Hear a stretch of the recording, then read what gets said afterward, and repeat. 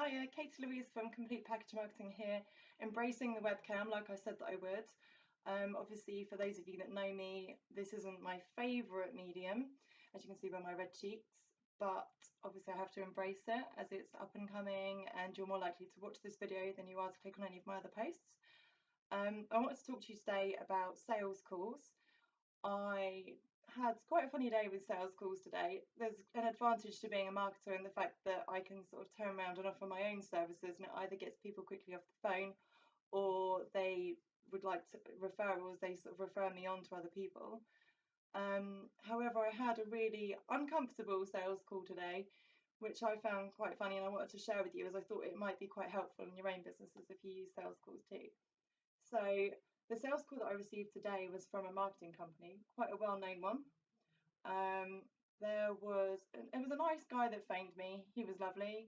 You know, he seemed nice enough. He's obviously knows what he's doing. However, the interaction was quite faked, to the point of where I was cracking jokes on the phone and he was just laughing like hysterically, but it was over the top and it was out of context in some places. So he was just trying to gain the rapport, which obviously wasn't there. And it just ended up, and sorry, asking really inappropriate questions as well, like asking what I'm up to and like just taking it to a different personal level, which I thought was a bit too over the top and didn't really gain my sales. It didn't get me on a level with him. I just found it quite uncomfortable.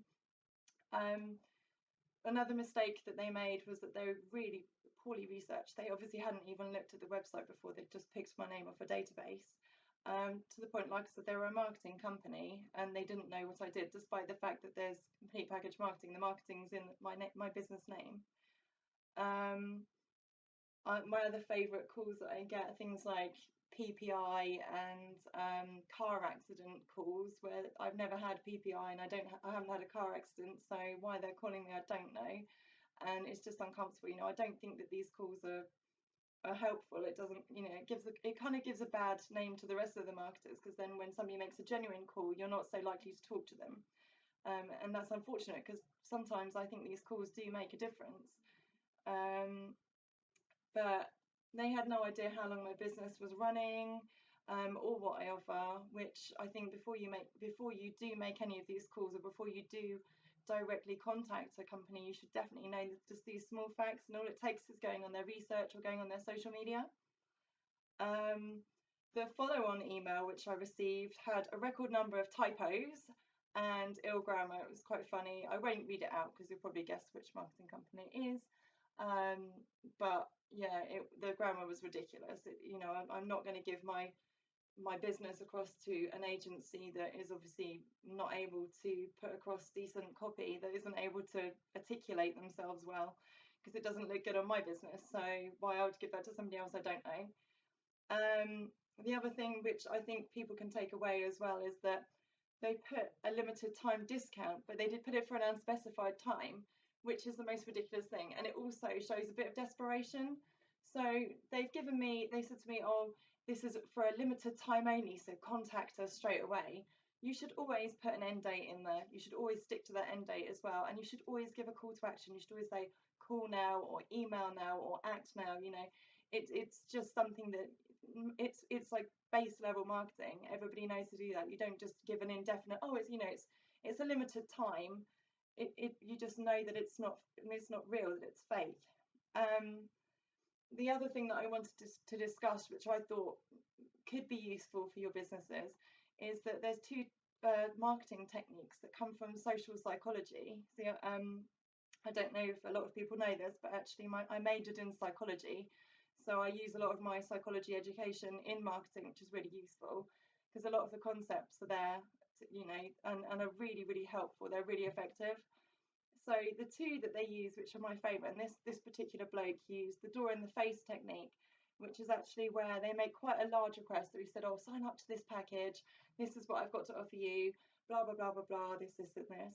And then they'll knowing that you're not going to take that package, will then offer money off and a smaller package, expecting you to do it. But it was just delivered in such a bad way that nobody is going to take them up on it.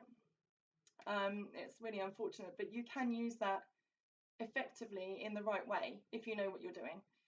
So basically, if you make an offer which you know that nobody's going to be able to afford, or very few of your customers, it has to be a genuine, viable offer, because you want to appear genuine, you want to be, a trustworthy company. If you have a counteractive offer that you want them, that you're happy with them to go with, it's good to offer that, but not in such an obvious way that, this is going to cost you £500, but we'll give it to you for 80 quid. It doesn't inspire people to want to buy from you. It just says that you knew what you were doing all along, that you weren't genuine, and that you've had too much experience doing this.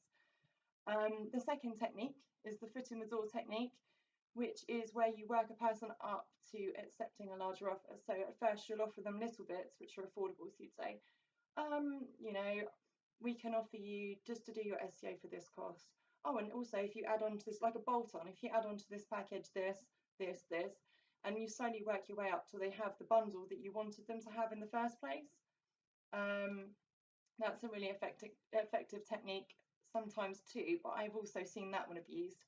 So I've seen people where they've, for example, this is like classic, completely bad marketing, but where you sign up to get these vouchers or these money off your Tesco shop or whatever it is, or money off some certain supermarket, not meaning to go for Tesco's personally there, but where they say, oh, we'll give you 50 quid off your shop, but you've just got to give us your email address. And so many people I know have fallen for this. I mean, just recently one of my friends sent this to me, and I even joined in with it to a certain extent.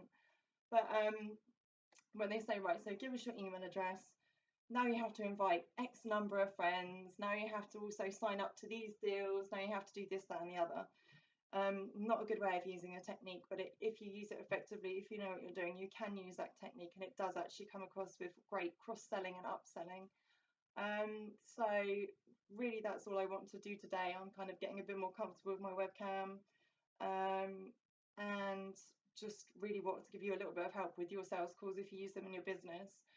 Obviously, as you know, I only started my business last Tuesday, fully qualified. I'm actually a member of CIM and working my way towards being chartered, which is the Chartered Institute of Marketing, if people don't know.